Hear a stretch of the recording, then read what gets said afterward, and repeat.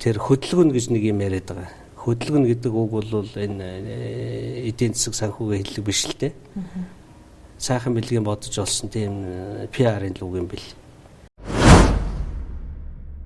5 толгой хөдлөөд жилийн 5-аас 10 сая тонн нүүрс гаргаад зараад 350 сая доллараар төлөөд явж байгаа нь хөдөлж байгаа л хэрэг. 20-30 сая доллар болгож болно. Тонн болгож болно тэрийг. Үн хямдхан байхад 20-30 сая доллар болох бол утга учиргүй байсан. Одоо үн өссөн учраас энэ хэмжээгээ нэмэх ажил хийж болно. Төмөр замаа дуусгаж болно. Олон худлаа авахчтай болгож болно. Ингэжээж чиний ч хувьцааны ашиг, миний ч хувьцааны ашиг нэмэгдэнэ. Сар болгон чи цалингаасаа гадна жил болгон ганц 2 сая төгрөг аваад байвал энэ л одоо 92-оос 96 оны 2012-оос 16 оны их хурл, тэрний өмнөх Дембэрл даргын даргалсан 2008-аас 12 оны энэ нэг 8 их хурлын одоо гол зорилго байхгүй юу? Энд чинь 8 жил яригчлаа шин.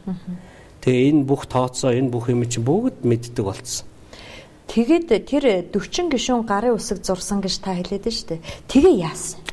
40 гишүүн гарын үсэг зураад сонгуул болоод дууссан. Цаашаа явах ямар ч боломж байгаагүй юу? Гэхдээ одоо энэ их хурл үргэлжлүүлээд хэлцэх хэрэгтэй шүү дээ. Наа чи бүх ажил нь хийгдсэн юм чи. За энэ их хурл үргэлжлүүлж байна. 5 толгойг одоо бас л нэг компанид өгөх гээд байна да. 400 сая доллараар өгнө гэж би сонссон. Ер нь тийм хэвлэл мэдээлэл. Тийм мэдээ хэвлэлээр гараад байгаа. Ярихаар бол үгүй бид нар дотроо ярьж нийцсэн шийдээгүй байна гэдэг. Тэгэхээр 5 толгойг төрүүчийн засгийн газрын явуулж байсан хувилбарыг жоохон косметик засвар хийгээд явах бол ямар ч болцоогүй. Яагаад гэвэл тэр 90 хуудасд өгүүлэлтийг шинэ их хурлын гишүүдийг үзээч гэж би бүр хэвлэлийн баг хурл хийлээ шүү дээ. Чамд зургнууд нь байна уу нөгөө ажлын хэсгийн гишүүдийн надд бол байгаа. Би харуулж болж байна. Та үзүүлж.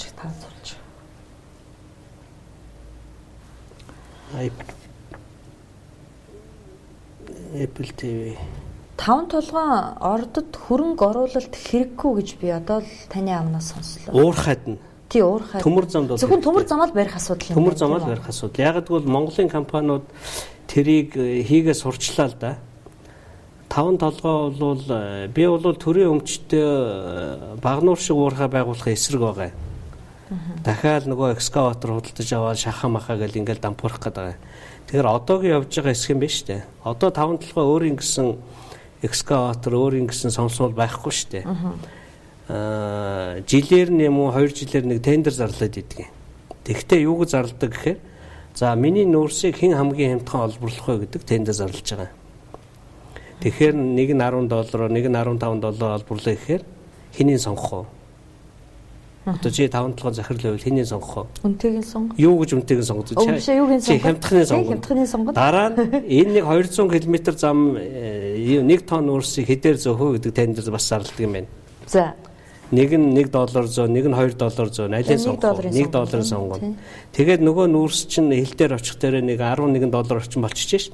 Тэрийгээ $71 зарж байгаа. Тэгэхээр энэ схем бол маш сайн.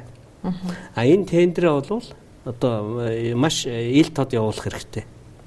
Тэгжээ сая энэ шин захирал гээд ариун болд гэдэг нөхөр $71 хүргэж шээ. Зүгээр л дуудлага бодлоо зарлцсан. Миний нүүрсийг аман дээр нь хэн хамгийн өндөр үнээр гэл. Бас нэг юм байсан. Тэгэхээр улсад бол ямар нэгэн эрсдэл байхгүй болчихж байгаа. Тэр техник авах, жолооч ажилд авах, салиар худалдаж авах. Тэр бүх бол хувийн компани зовлоо. Гэхдээ хувийн компани бол өөртөө ашиг гаргахаар тариф өгнө шүү дээ. Тэгээд энэ олон хувийн компаниуд дотор тийм юмнууд хийдэг компаниуд их олон гарсан байна. Өөрийн гэсэн лиценз байхгүй. Тэгтээ хүний ажил хийгээ мөнгө олдог. Энэ уулуурхаан контрактын схем гэдэг нэртэй дэлхийд даяар хэрэглэгдэх аргалт. Эрдэнэс 5 толгой энэ схемээр 100 жил ажиллахад ямар ч асуудал байхгүй. За.